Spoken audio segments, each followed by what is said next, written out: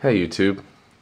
What we're looking at here is roughly 20 years of Emerson designs, all of which are put in place in order to fulfill one function, and that is to protect the lives of our military special forces. This is an MV-3. It was designed probably in the late 80s as the third Viper model. This is a CQC-6. I believe it was designed around 1990 or 91. And a CQC-22, which is designed right around 2009, 2010. So you've seen videos on the CQC-22 and the CQC-6. What I'm going to talk in depth about today is the MV-3. This knife does not belong to me. First of all, it belongs to a friend of mine who gave me, who lent it to me for a review purpose. Like I said, this is an MV-3, which stands for Model Viper 3. There's a line of 5 in the Viper series. All of them have these slick and dressy like lines compared to other knives like the 8 or the 22, which are very more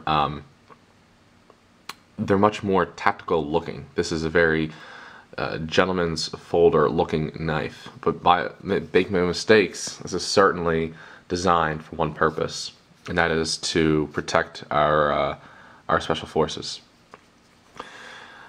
What's interesting is this has a black Halfmoon logoed blade. As you can see there, the single Emerson name in a Halfmoon shape. That tells us that it was designed in the early 90s.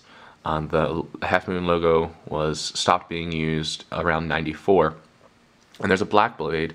The finish, I don't know if it's Teflon or DLC, but you can see it's also chisel ground. It's a zero grind chisel grind with a large buff line.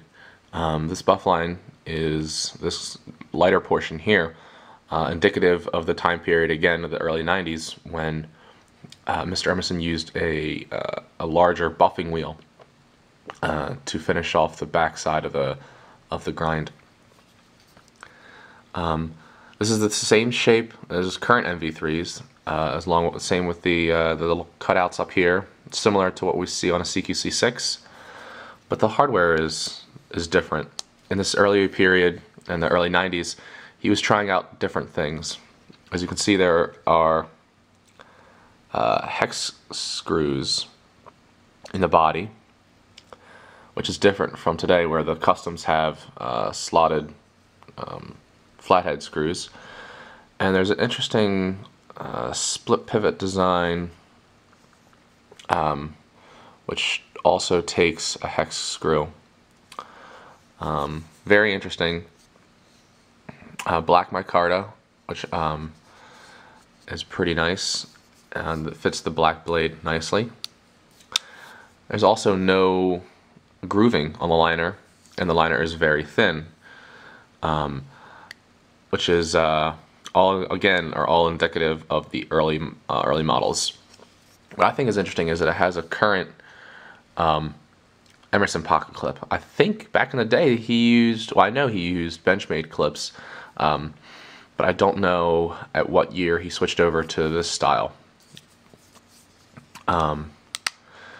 Another interesting story about this particular knife is that it is believed to belong to Mary Emerson at one point. The owner of this knife brought it to a knife show and showed it to Ernie and Mary, and she said she had one just like it, and Ernie doesn't recall making a second one. So that is certainly interesting to note. What I like about this knife so much is that it's very elegant. The swell here around the butt of the knife fits nicely into your hand, and it has these this thumb ramp and an index finger ramp that allow you to grip the knife comfortably and securely without slipping forward. The blade length is about 4 inches. It might be just under, but we'll say it's 4 inches for now. Of course, it has that deep swedge on it, and sharp zero grind, chisel grind that Ernie is famous for using. You can still find MV3s today. Most of them will have the green micarta, like this. But he does make a few with the old school black micarta. A lot of the current ones are V grinds, but he still mixes in the chisel grind. I think it's one of his best designs. I like them more dressy, more classy, like this.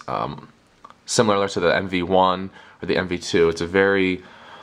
It's a sleek design. You could easily get away with this carrying it to like a formal event, whereas something like a CQC 22 might be much more scary if you were to, you know, bring it to a formal event. Same with the CQC 6 with its tanto point and everything like that. I think the Viper series are my favorite Emerson series because of that. They're just very classic looking. I think that's about it. If there's any questions or comments, please leave them. I'm always interested in hearing what you have to say.